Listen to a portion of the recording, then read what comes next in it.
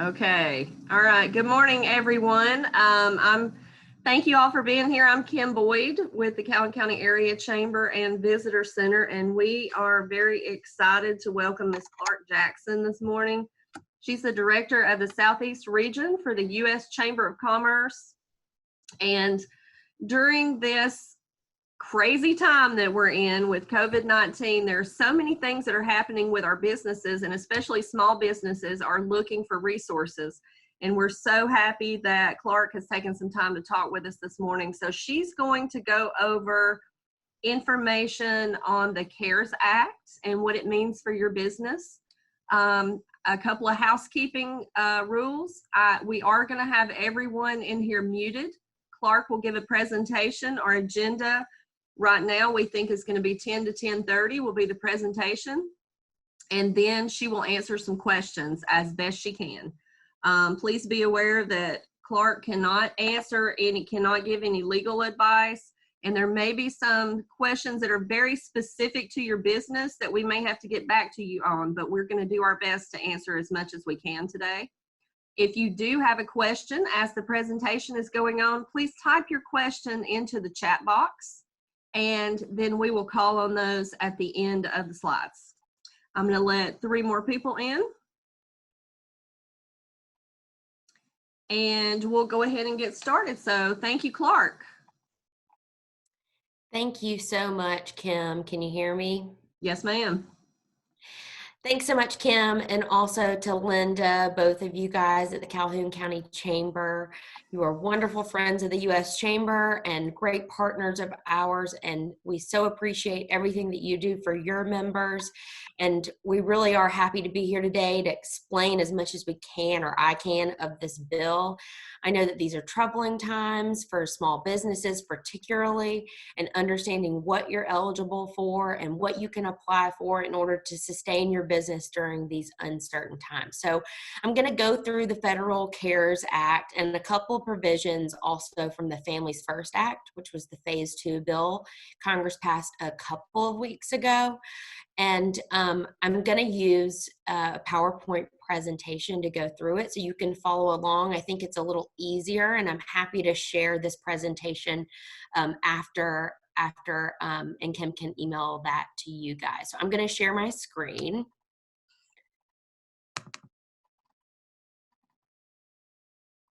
There we go. Okay, so just to give you guys an idea of the scale, this is a $2 trillion package. It's just under 10% of our regular GDP in our country. This package is designed to be robust because the idea is that this is the bridge that helps us avoid a prolonged recession and downturn, and allows, once regular commerce can begin, we can resume right back to normal commerce. So in addition to the $2 trillion in face value of the package, because of the funds can be used by the Federal Reserve, it can be leveraged to provide an additional $4 trillion in support of our economy. We'll talk a little bit about the individual provisions. Perhaps the most important is the automatic payments that the federal government is making to the individual taxpayers. They'll begin the process of direct depositing these funds to taxpayers across the country. The amount is $1,200 per individual. There we go. The amount is $1,200 per individual, $2,400 for joint returns, plus $500 per child. And it begins to phase out for incomes above $75,000 for individuals and $150,000 for joint income. We already know that there's over 10 million initial unemployment claims that have been filed. And as much as we may support business, we're going to have a rise in unemployment almost irrespective. And so this will include some fairly robust expansions of unemployment benefits. Most importantly, most of the restrictions on eligibility for unemployment. So remember, if you go through unemployment, applying for assistance, there are all these qualifications about how long you've been employed, how long you'll have to wait, etc. Those eligibility requirements have been amended as it relates to the coronavirus. So in addition addition, the federal government is providing another $600 per week on top of the regular state benefit through July 31st.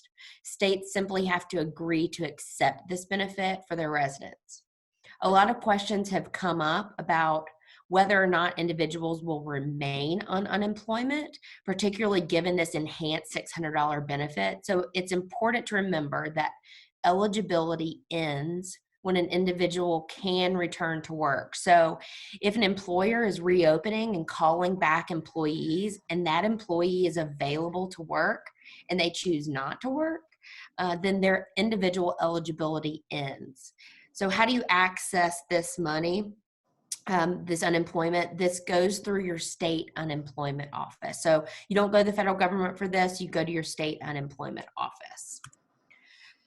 So we're going to talk about some major provisions for employers. We've really broken this down into 3 groups: the provisions that are available to all employers, the provisions available to larger employers, and then small businesses, the self-employed independent contractors and nonprofits, which is really where we'll spend the bulk of our time today. But we'll start with the provisions that are available to all employers.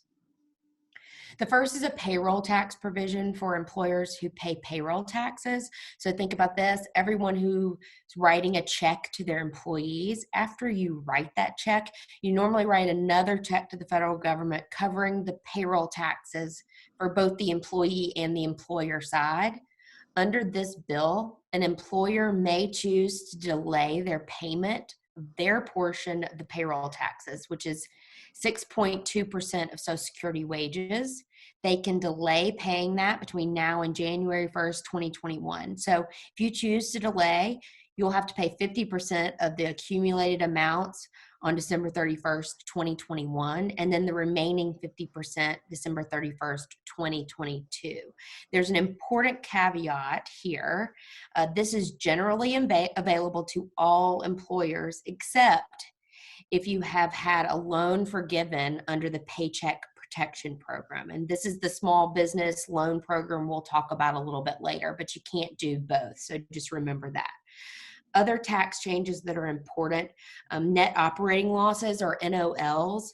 You have a business who has an operating loss and you want to be able to use that against prior taxes paid. Now operating losses are expanded from 2018, 2019, and 2020, and generally can be carried back 5 years. It also applies to pass-throughs and sole proprietors. If you're a business, this is primarily for corporations, but if you have AMT credits, you can accelerate the recovery of those. You also have the opportunity to increase your interest deductibility for 2019 and 2020. And importantly, for restaurants and retail establishments who in the past couple of years have made investments in their property, they can accelerate the recovery of that as well. So all these provisions are really centered around one idea, and that's improving liquidity for employers. At the moment when employers have no revenue coming in, it's really hard to pay the bills, and so all these provisions give employers greater access to liquidity. It's not so much about really reducing overall taxes as it is about the timing, so giving employers more access to the cash that they need today to pay their employees. Another provision that's available to all employers is the employee retention credit. Now, this was a late addition to the bill, and it wasn't in earlier drafts of the Senate bill. So as a result, it really hasn't been talked about as much as other provisions in the bill.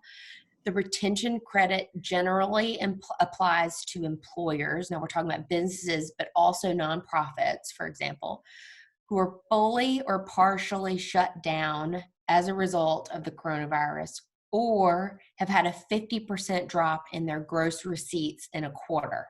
And they're eligible for this benefit until their gross receipts get back up to 80% of the prior year's amounts. So think about this. This is designed to help employers who've shut down or lost revenue, but who continue to pay their employees.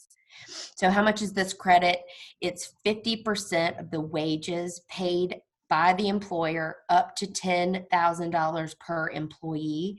So that's a fully refundable tax credit. So think about it as a $5,000 tax credit available to the employer per employee.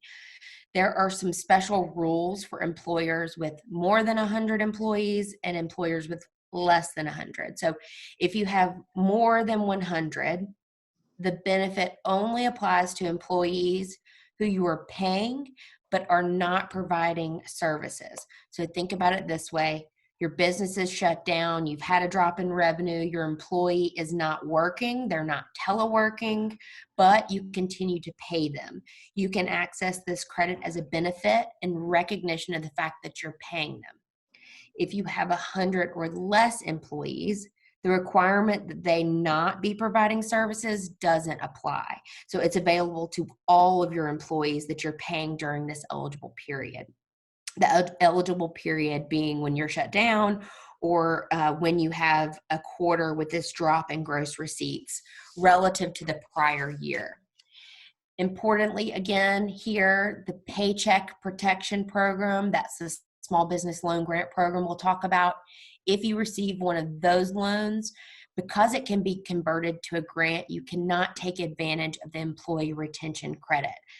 Now, we understand that employers may have cash flow problems, and one of the things for employers who take advantage of this credit is we expect Treasury will be providing guidance that will allow employers to get an advance on the payment of the credit, which will help them pay employees today. Okay, so let's talk about some of the provisions that are included for mid-size and larger employees. So this bill includes in total $500 billion to the Treasury Department to support loans, loan guarantees, and Federal Reserve credit facilities. So Federal Reserve credit facilities, you may have read about them.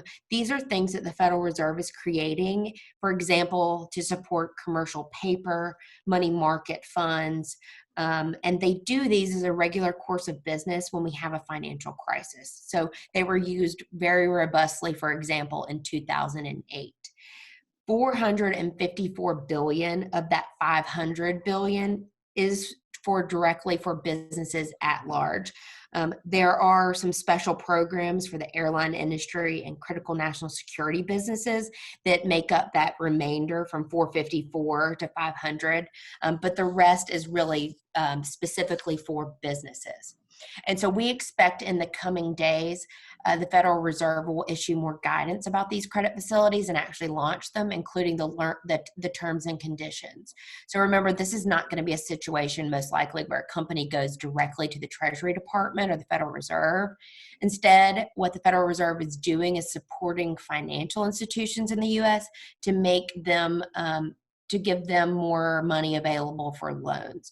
So there are some restrictions that go along with this. So in exchange for accepting the benefit, they could include stock buybacks by the company so long as their loan is pending for an additional year, and limits on increasing executive compensation.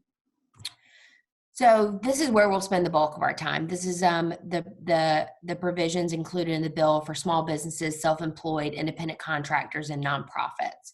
The provision that's getting the most attention is the Paycheck Protection Program. It's $349 billion in loans for small businesses. That's generally defined as employers with less than 500 employees, 501c3s, the self-employed, sole proprietors, and independent contractors. So a way of thinking about this, if your business is generally qualified for an SBA program, you're going to qualify under this program. But in addition to that, some employers who would not qualify have been added to the list. So that includes independent contractors and the self-employed. It also includes restaurant and hotel folks who otherwise would be ineligible, because if you add up all of their locations, they would have more than 500 employees. But under this bill, it says we're going to judge you in the food and accommodation businesses. We're going to judge you on a per location basis. So you don't automatically assume, because you're not eligible for a regular SBA program, that you're not going to be eligible for the Paycheck Protection Program. So how much can you borrow?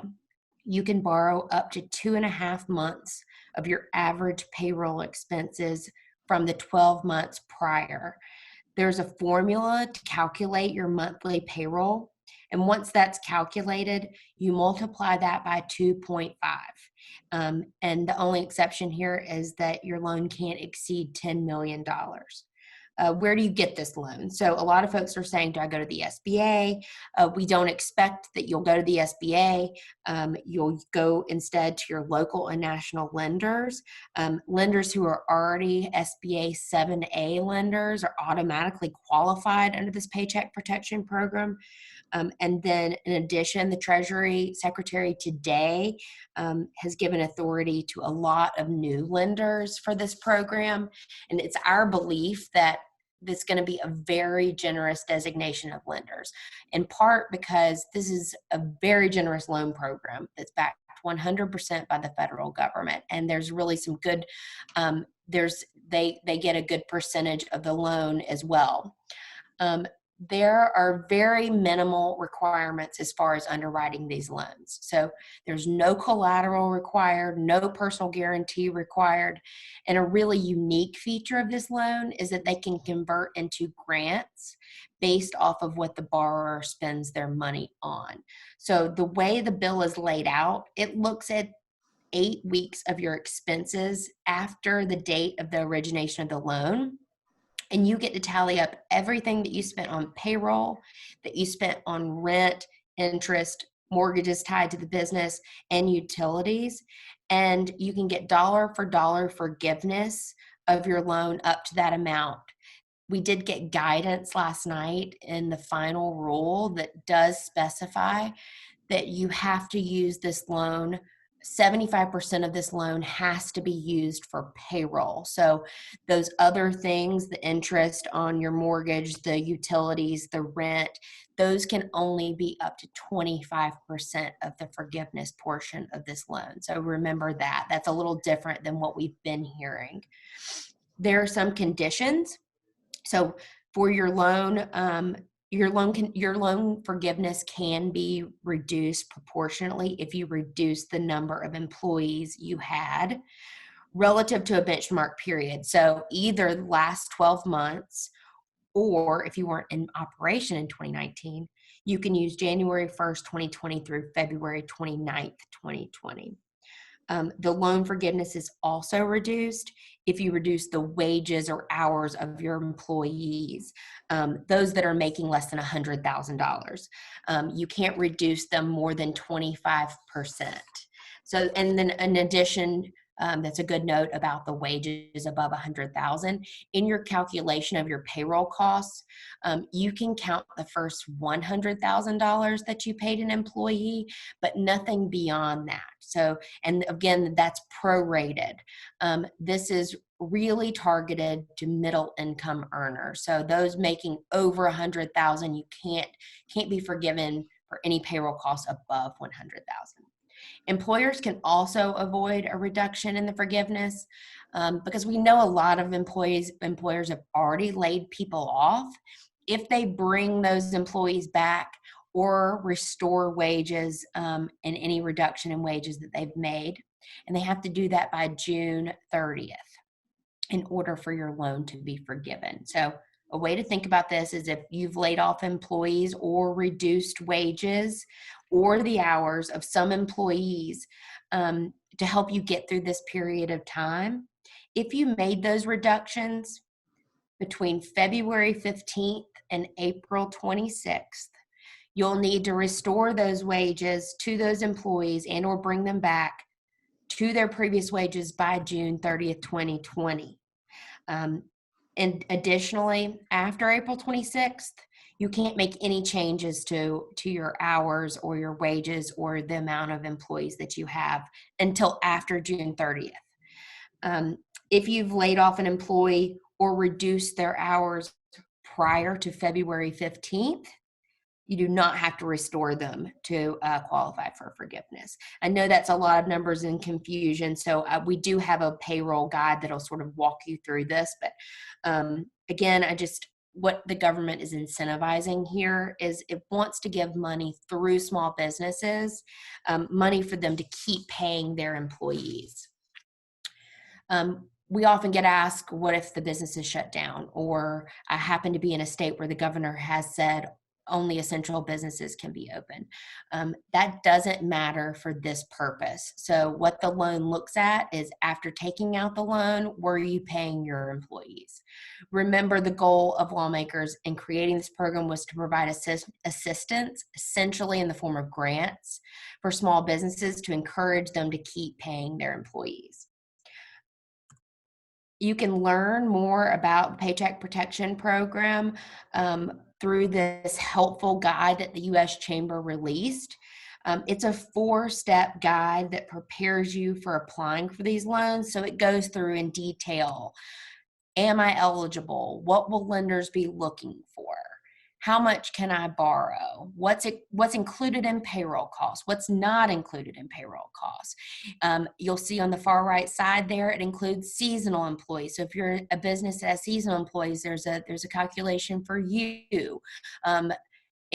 How will this loan be forgiven? And it goes through and tells you what you can be forgiven for, how much, and if you reduce more than 25%, how you calculate the reduction in your forgiveness. I mean, it really does go through every single detail.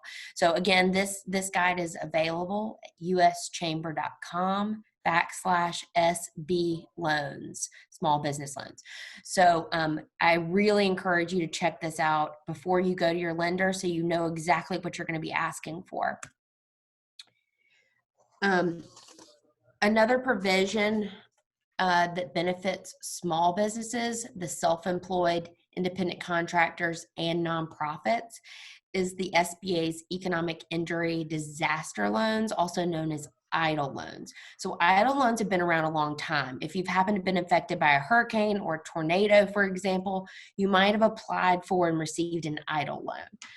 So who's eligible? Small businesses and nonprofits, including faith-based. There's no restriction here on what type of nonprofit. It's any entity or nonprofit that has fewer than 500 employees. And again, here, sole proprietors and independent contractors. So this is an actual loan. This is not a loan where, in general, converts to a grant. You can borrow up to $2 million in working capital that's repaid over 30 years. And you'll see the interest rates for the loan there on the screen. If you take out this loan, payments are deferred for up to a year, so you don't have to immediately start repaying this loan. They've made it easier for individual businesses to apply. Your loan is going to be based on your credit score. You don't have to immediately produce tax returns. You can get up to $200,000 without a personal guarantee. No collateral is required for less than $25,000. Beyond that, there's just some general security interest, or sometimes it's secured with real estate, but they're really trying to move away from real estate in this particular instance. This is an important feature, this $10,000 emergency grant. It's an important feature that's brand new under the CARES Act. So if you're applying for an EIDL loan, one of these injury disaster loans, you can request that you be provided an emergency grant, which they have to provide within 3 days for up to $10,000. So I think it's been sort of widely talked about as a $10,000 grant, and we got clarity on this last night. They're very specific about up to $10,000. So we don't want you to think it's automatically a $10,000. You can ask for up to $10,000, and you probably will get $10,000, but just make that caveat. So when you're applying for the EIDL loan, you request this emergency grant, you receive it, then you're denied the loan, you still don't have to pay back this money. So if you request this emergency grant of up to $10,000, it does turn into a grant in the sense that you do not have to repay the loan.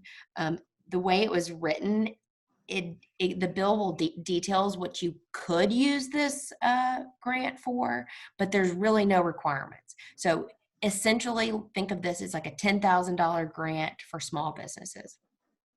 There's some important interactions with the Paycheck Protection Program that we just talked about. Importantly, for example, if you end up with both loans, and you generally would end up with both because you've already applied for an EIDL loan or already gotten an EIDL loan, and maybe now that you're looking at this Paycheck Protection Program, you're applying for those, you can roll those together. So if you've already gotten an idle loan, you can roll it into the Paycheck Protection Program, but you can't get double forgiveness. So the $10,000 for the emergency grant would come off of the Paycheck Protection Program's forgiveness.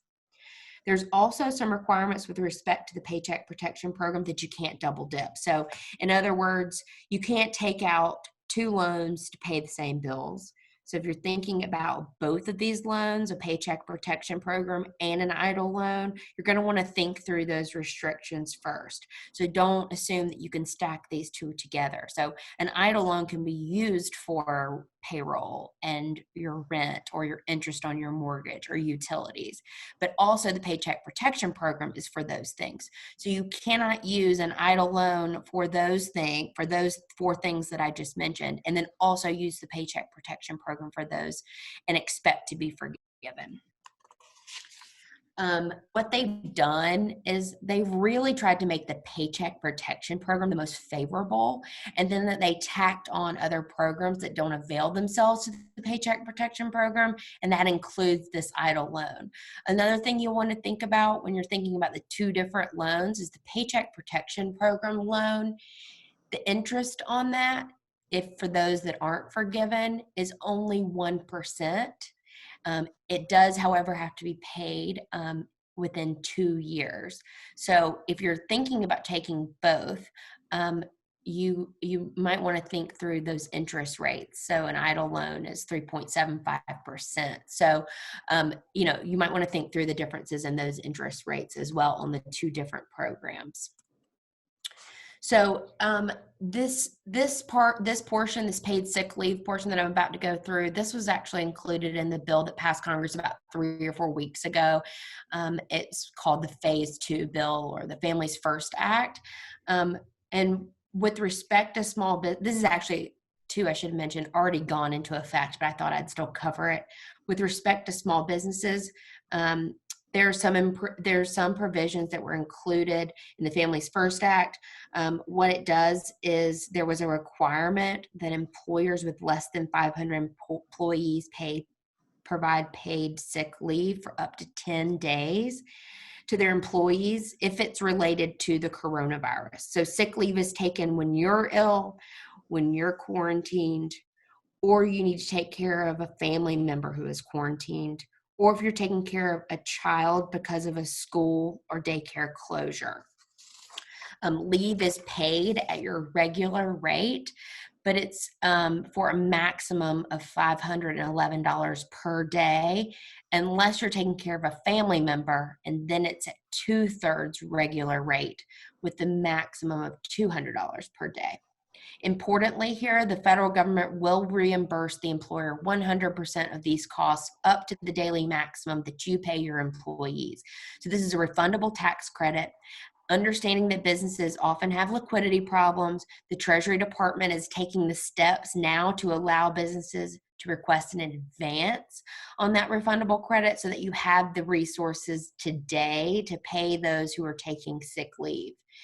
In addition to what the employer already provides, this is in addition to what you already provide, including what you provide pursuant to your state and local laws. So there's a lot of talk also about businesses with fewer than 50 employees being exempt. The law does provide that an employer may be exempt if they have 50 or less employees, but they can only be exempt with respect to leave that's tied to caring for a child whose school or daycare is closed, and only to the extent that providing this leave will threaten the viability of the business, and you have to prove that. If you think this applies to you, you should check out the Department of Labor's guidelines that they're posting on their website that explains this further. Finally, paid sick leave is generally not available to an employee where they can telework. So that only applies if an employee is taking care of, for example, a child, and they can't telework, for example, by staggering their hours or changing their hours, working at night when the child is asleep. So there are some exemptions there. And then in addition to paid sick leave, they included some changes to the Family Medical Leave Act. So this bill includes some changes there. In case you're not familiar, the FMLA law generally allows for 12 weeks of unpaid leave. And what the phase 2 bill did was say employers with less than 500 employees, you're required to provide up to 10 weeks of paid family leave if the employee needs to take care of a child due to a school or child care closure due to coronavirus. So that's the only reason for this extended 10 weeks. It can't be for a sickness. It can't be for something else. It can't be for a family member who has coronavirus. It has to be for a school or daycare closure, and the employee needs to be taking care of that child. When you think about the interaction between this and the sick leave, the employee would take the paid sick leave 10 days first, and then they would be eligible for an additional 10 weeks of paid leave through the FMLA. Here, the leave is paid at 2/3 the regular rate. Again, a maximum of $200 per day, $10,000 in the aggregate. It's in addition to what you already provide under state and local laws. And again, it's fully reimbursed in the same way that the paid leave is by the federal government. There are similar exemptions for employers with fewer than 50 employees, but again, you have to be able to prove that you cannot telework, and that this would jeopardize the viability of your business.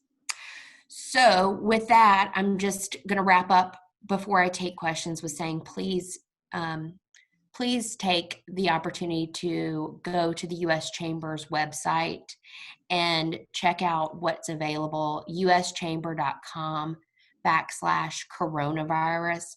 It lists all of our resources available to you, whether it's the bill summaries on each of these specific programs, that payroll calculation guide that we put out, and many, many others. So please take advantage of that. And then I will now go to the question and answer portion. Okay, thank you, Clark. We do have some great questions that have come in. Some of them I think that we can cover today, and there are a couple that we may need to follow up on, just to be aware. So our first question was from Michelle, and she asked, are people able to actually go to the unemployment office right now, or is there an online option? There's an online option. Okay. All right. Our next question is from Stan, and he's asking, who are some local SBA 7A approved lenders, or where could we find that information?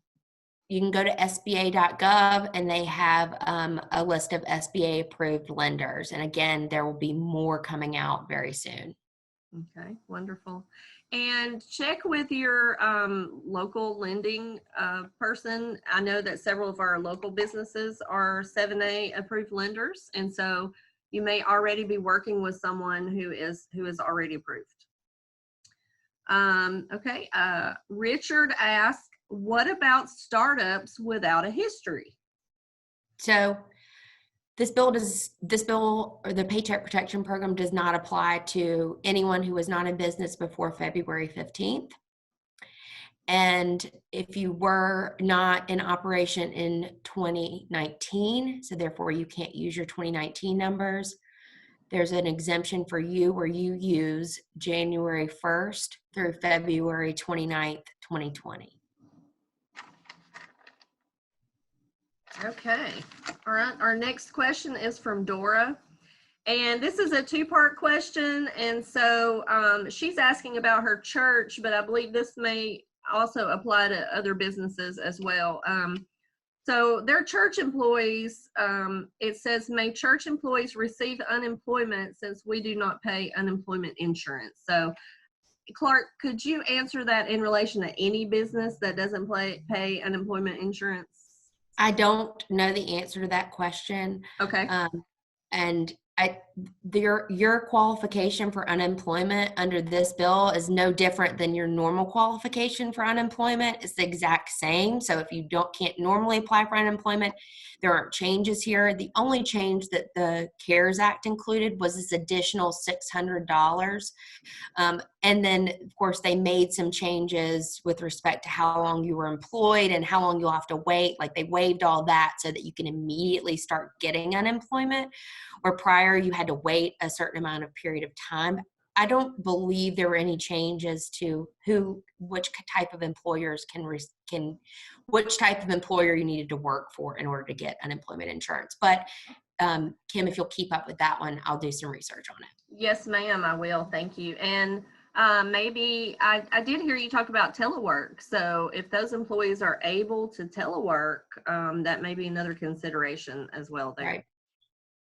The second part of the question is employees who are already not working due to their business or church being closed. Would the company need to pay their wages in arrears to restore their wages, or pay them once they begin working again to receive loan forgiveness? So the way the PPP program looks at people who have already laid off employees is if an employee was laid off, or if their hours or wages were reduced prior to February 15th, it doesn't go against your forgiveness. However, if you made changes to your employment numbers from February 15th through, in the future, April 26th, all you have to do to be forgiven is by June 30th, you have to bring them all back, restore all their wages, and up to 100% by June 30th. So you have until June 30th to make sure you're fully staffed, up and running again in order to get the forgiveness. Okay, and we have another question here from Brenda. For PPP, can I use the money to pay my permanent part-time employees' payroll and it be forgiven? So how does this apply to part-time employees? Yep. Part-time is included as well. So it's not really, it does say FTEs full-time, but what it means, or the way it was read, is all employees. So full-time, part-time, and seasonal employees. And there again, go to that guide that I put out, the U.S. Chamber put out. It has all this listed, who's included, who can be included, how much can be included. It's really written out, very easy to understand. Okay, and one more question that we have here, in regards to the $10,000 emergency grant. The presentation said that the money is available within 3 days. So does that mean within 3 days after being approved, or is everyone going to be approved, or can you give us a little more detail on that? So everyone will not be approved. But like I mentioned before, if you go on and apply and then you ask for this emergency grant, even if you're denied the loan, they should have already given you the $10,000 or what you request, and then you will not have to repay that $10,000 even if you're then denied the loan.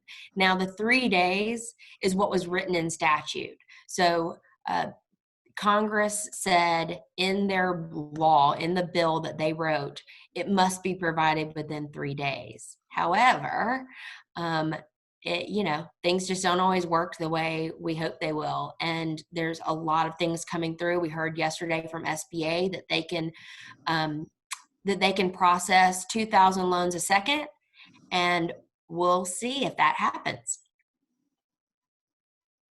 That's a lot of loans, 2,000 loans a second. It's a lot. And that's an ambitious number, I would say. Yes. All right, so we have, Clark, thank you. You've answered all of the questions that were sent to us. If anyone has any additional questions, please go ahead and type them in the chat box. If not, we would like to thank Clark for her time this morning, for spending time with us and helping our members to understand this legislation. Things are changing so quickly, and we want to be able to have up-to-date resources. So we appreciate that. If you think of a question later, please email me, KimB, K-I-M-B, at calhounchamber.com, and we will follow up and try to get answers to those questions. Also, remember that this webinar was recorded, and so we'll have it available for playback later today. So if you need to review any of the information, or you just have a question about something else, you can follow up with us that way. And I see lots of people saying, thank you, Clark. So let's give Clark a round of applause. We appreciate you. Yes, thank you. Thank you. We want you to know. Thank you so much. We appreciate y'all. Yes, thank you for speaking. Thank you. So, oh, okay, I have one more question here. Okay. I have applied for the $10,000 on Monday and haven't heard anything yet. How do I check on the progress? So I heard this yesterday from another chamber that did the same thing. They applied on Monday and they haven't gotten their loan. Again, that's why I say Congress wrote in statute that it should be available within 3 days. So that's what we're saying. But you know, it's just I don't know how long it will actually take. I think they're trying their best to make it literally is ASAP. The idea is it is an emergency grant, so it comes very quickly. But it's looking like the 3 days is not necessarily, in practice is not working out like they said. But I would say you call the SBA to find out what the status is of your loan. Okay, wonderful. All right, lots of thank yous, Clark. Thank you again. Thank you for your time. Anything that we can do to help you, we appreciate you helping us and giving us this good information. So again, this webinar was recorded and we'll have it available for playback later. Clark, I will follow up with you on that one question that we start about the unemployment insurance. And we hope that you are safe and healthy, and thank you again for helping businesses. Yeah, same to you guys. Thank you so much. All right. With that, we're going to end our meeting. Thank you all.